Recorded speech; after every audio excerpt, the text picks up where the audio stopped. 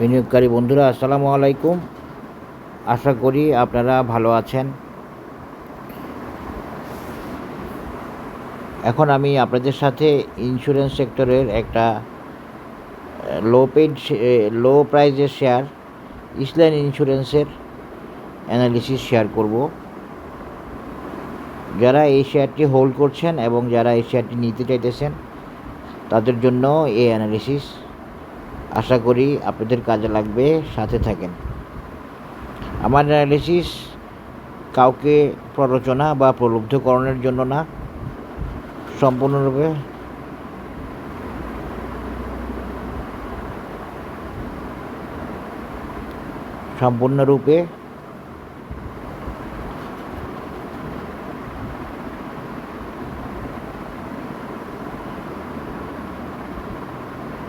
একটা technical based guideline অথবা suggestion বিনিয়োগকারীদের জন্য, যাতে করে বিনিয়োগকারীরা তাদের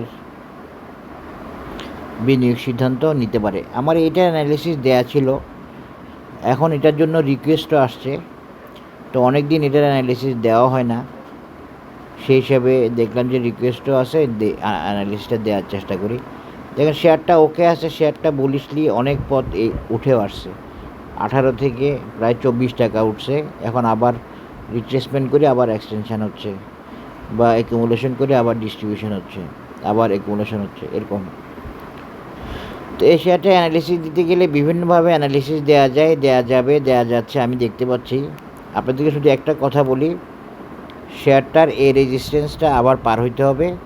শেয়ারটা এই জায়গায় টেকনিক্যাল কারণে একটা বাধা আছে, যে বাধাটার কারণে শেয়ারটা এই দেখেন এই জায়গায় অনেক দিন ছিল, এই স্ট্রেট লাইনটা একটা বাধা, সেটা আসলে টেকনিক্যাল বাধার কারণে এর মধ্যে এখনও আছে, এবং শেয়ারটা এই বাধাটা ক্রস করতে যাচ্ছে। এবং আমার রিভিউ অ্যানালিসিসটা বা রিনিউ অ্যানালিসিসটা দেওয়াটা ওকে আছে, এবং যিনি রিকোয়েস্ট করছে উনি রিকোয়েস্টটা ওকে আছে। ইস্টার্ন ইন্স্যুরেন্স আমরা যদি ইচিমুকু দিয়ে দেখার চেষ্টা করি তাইলে আমরা কি দেখব? আমি ইচিমুকু ছাড়া আমি অ্যানালিসিস দিতে পারি না, এটা আমার মাস্ট একটা ইন্ডিকেটর।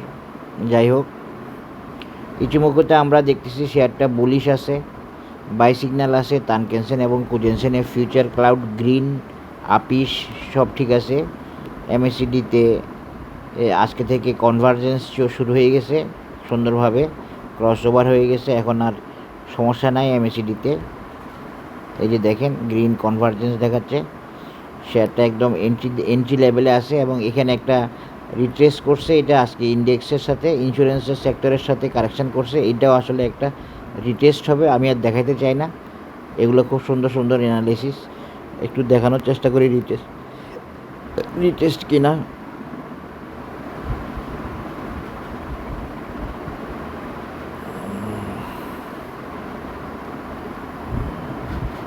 এই যে রিটেস্ট দেখেন, আজকে একটা রিটেস্ট করছে, উপরে উঠে আসতে গিয়ে আবার নামছে, এই রেজিস্ট্যান্সটা ব্রেক করাতে, এই যে এই রেজিস্ট্যান্সও এই যে এখানে একটা রেজিস্ট্যান্স, এটা সহ ব্রেক করাতে একটা রিটেস্ট করছে। এটা এই সেক্টরের সাথে মিল রেখে দেখবেন, সেক্টর যেদিন রিটেস্ট করে সেই দিন অনেক আইটেমের রিটেস্ট হয় বা রিটেস্ট হবে, এটা একটা সিস্টেম, নিয়ম যাই বলেন।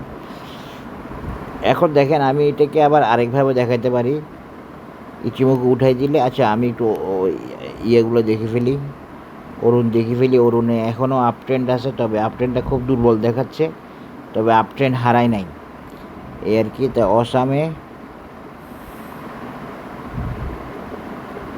অসামে দেখেন ওই যে রেড ক্যান্ডেলের পরে অলরেডি গ্রিন বার চলে আসছে, যেটা আমি আজকে ইন্স্যুরেন্সের সেক্টরের ক্ষেত্রে বলছিলাম। এই যে গ্রিন বার বা গ্রিন হিস্টোগ্রাম দেখাচ্ছে। হ্যাঁ, তো সুতরাং টেনশন অনেকটা শেষ হয়ে গেছে বলা যায়। আরেকটা মুভমেন্টের সময় আসতেছে, এবং এই রেজিস্ট্যান্সটা ক্রস করতে যাচ্ছে। এই রেজিস্ট্যান্সটা ওই যেটা আমি বক্স আকারে দেখাইছিলাম, যে জোনটা, ওই জোনটা সে ক্রস করতে যাচ্ছে। সব মিলিয়ে ভালো, বেশ ভালো অবস্থায় আছে। এমনকি দেখেন এত কারেকশানের পরেও সে আপ ট্রেন হারায় নাই, ট্রেনটা ধরে রাখছে যদিও দুর্বল, এই আর কি। এরপর আমি একটু এটার জন্য আমি একটু উইকলিটা দেখব। উইকলিতে আমি একটা সমস্যা দেখতে পাচ্ছি।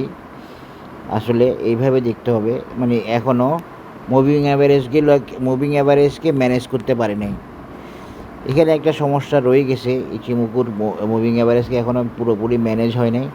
এটা কীভাবে করবে আমি জানি না, তবে আমি এই ক্ষেত্রে একটু ইমা দিয়ে দেখব, তারপর আমি মোটামুটি ধারণা নিতে পারবো। ইমাতে ঠিক আছে, সুতরাং সমস্যা নাই। আশা করি এটাও সে অ্যাডজাস্ট করে নিবে, ওকে করে নিবে, এই আর কি।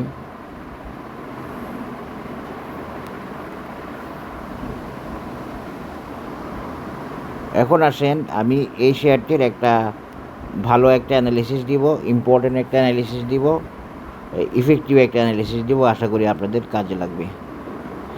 অ্যানালিসিস দিব বলতে অ্যানালিসিস তো দিচ্ছি, আসলে একটা চার্ট দিব আর কি, যার মাধ্যমে আপনারা সাপোর্ট, রেজিস্ট্যান্স ইত্যাদি জানতে পারবেন। তার আগে আমি একটু মান্থলিতে একটু দেখে নিই কোন লেভেলে আছে শেয়ারটা। এখন আমাকে একটু বুঝতে হবে মান্থলিতে, নইলে আসলে অ্যানালিসিস দেওয়া যায় না। শেয়ারটা একটু স্লো থাকবে, এইটা ক্রস না করে এরকম কিছু লেভেলে গিয়ে কারেকশান হতে পারে, এরকম একটা ব্যাপার থাকতে পারে। এই লেভেলে গিয়ে শেয়ারটা আবার একটু কারেকশান হতে পারে, আবার নাও হতে পারে, এটা আমি বলে রাখলাম। এটা এখন একটা সিগন্যাল দেখলাম, এই জন্য এটা বললাম যে এই লেভেলটা ক্রস করতে পারে, নাও করতে পারে, এখানে আবার একটা কারেকশান হতে পারে। তবে আলটিমেটলি শেয়ারটা উঠে আসবে এবং খুব ভালোভাবে উঠবে। একটু বাধা আছে, এই বাধার কারণে এই রেজিস্ট্যান্সটা দেখায় রাখলাম, আর কিছু না।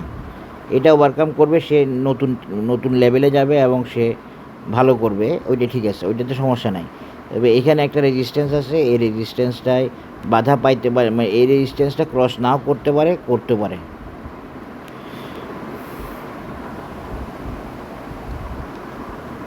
আলহামদুলিল্লাহ, আপনারা দেখেন ব্যাংক যেতে পারবে না বলছি, ব্যাংক যেতে পারে নাই। লাইফ ইন্স্যুরেন্স যেতে পারবে না বলছি, লাইফ ইন্স্যুরেন্স যেতে পারে নাই। আইটি যেতে পারবে না বলছি, যেতে পারে নাই। এমনকি ফার্মাসিউটিক্যালসও যেতে পারে নাই। ইঞ্জিনিয়ারিং একটু ঘুরতেছে, আর টেক্সটাইল উঠে আসবে, সেকেন্ড পজিশনে আছে, বা এটা বলছি টেক্সটাইল উঠে আসতেছে। তবে টেক্সটাইলের এই উঠায় টেক্সটাইল হোল্ডাররা এখনও স্যাটিসফাইড না। একটা জায়গায় টেক্সটাইলের একটু সমস্যা আছে, ওই সমস্যাটা আমি বুঝতেছি না কীভাবে বাজার মেনটেন করবে, নাকি এই সমস্যা এভাবে উঠে আসবে, সেটা আমি একটু কনফিউশনে আছি, আর কি। আর এমনি টেক্সটাইলও উঠে আসবে আশা করতেছি ইনশাল্লাহ।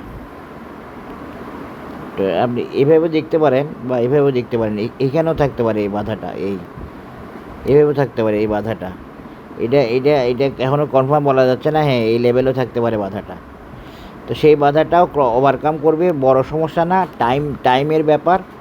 এই মাসটা গেলে আরও ভালো অবস্থায় চলে যাবে। সব মিলিয়ে শেয়ারটা ভালো করার জন্য ওকে আছে সব দিক দিয়ে। এখন আমি একটা প্যাটার্ন দেখাবো,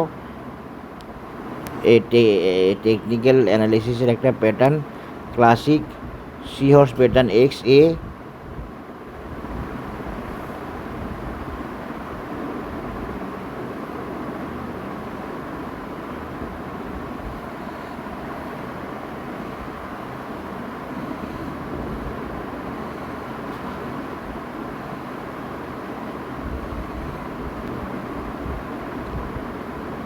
এই প্যাটার্নটা এখন দেখাচ্ছি, যারা এই শেয়ারটা নিতে চাইতেছেন বা নেবেন তাদের জন্য। আমি আগে কি অ্যানালিসিস দিয়েছিলাম আমার দেখা নাই, আমি না দেখে দিচ্ছি। এটা আরেকটা অ্যানালিসিস ধরে নেবেন, অসুবিধা হবে না। আগেরটা আগের মতো থাকবে, আগেরটার গ্রামার ঠিক থাকবে ইনশাল্লাহ, এটার গ্রামারও ঠিক থাকবে। এটা হলো বি পয়েন্ট, এইখানে একটা রেজিস্ট্যান্স আছে, ওই যে বললাম যে এখানে হয়তো সে একটু আটকাইতে পারে, একটা ইয়ে আছে এইভাবে, এই লেভেলে একটা আটকাইতে পারে। এই রেজিস্ট্যান্সটা হচ্ছে বি পয়েন্ট। যাই হোক, এই বি পয়েন্ট বড় বিষয় না, মূলত সে চেষ্টা করবে। আমি বি পয়েন্টটা কত, 27 টাকা। নেক্সট রেজিস্ট্যান্স হচ্ছে 27 টাকা লেভেল। এরপরে রেজিস্ট্যান্স হলো 31 টাকা 50 পয়সা। বা 32 টাকায় ধরেন, 32 টাকায় ধরতে পারেন, সমস্যা নাই। কারণ কি ওই সাইডে একটা মেজারমেন্ট আছে। এই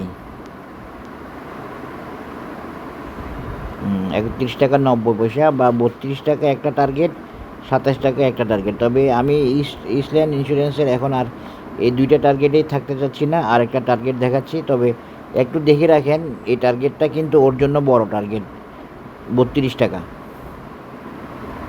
ওর জন্য বড় টার্গেট। কারণ ও এখন আছে 22 টাকা লেভেলে, দেখেন কত পার্সেন্ট, সেটা একটু খেয়াল করবেন, প্রায় 40-50%। তো অনেক বড় টার্গেট কিন্তু। এই টার্গেটে গিয়ে সে কারেকশান হতে বাধ্য হবে। কারণ কি সে হয়তো এক্সস্টেড হয়ে পড়বে, তার পক্ষে সম্ভব হবে না আরও টানা, আরও যাওয়া। এরপরে সে আরও যাওয়ার চেষ্টা করবে। আরও যাওয়ার চেষ্টা করলে কত যেতে পারে সে একটা সেরকম একটা আমি ইয়ে দেখাই দিচ্ছি। দেখেন, এটা তাহলে রাউন্ডিং বটমও হইলো। তার মানে এটা অনেকটা আশা করতে পারেন যে 32 টাকা সে যাবেই, বা যাওয়ার সম্ভাবনা খুব বেশি থাকবে। যেটার যে রাউন্ডিং বটম প্যাটার্নের টার্গেট রেট হচ্ছে বেসিক্যালি, এর সাকসেস রেট হচ্ছে বেসিক্যালি প্রায় 80%। এটা একটা ক্লাসিক প্যাটার্ন, এটা একটা প্রাইস অ্যাকশন প্যাটার্ন। এইসব প্যাটার্নগুলো দিছে হচ্ছে টেকনিক্যাল অ্যানালিসিসের father of technical analysis Charles Dow. বছরের পর বছর ধরে এগুলো টিকে আছে, শতকের যুগের পর যুগ এগুলো টিকে আছে। এটা হলো একটা ক্লাসিক সি হর্স প্যাটার্ন দিয়ে অ্যানালিসিস দেখালাম, যেটা রাউন্ডিং বটম সহ ইস্টল্যান্ড ইন্স্যুরেন্সের। এখন ইস্টল্যান্ড ইন্স্যুরেন্সের আরেকটা টার্গেট আমি দেখাই দিই, যেহেতু এঁকে ফেলছি এখন। সেটা হবে হলো এই 40 টাকা। দেখেন মিলেও যাচ্ছে বরাবর সব।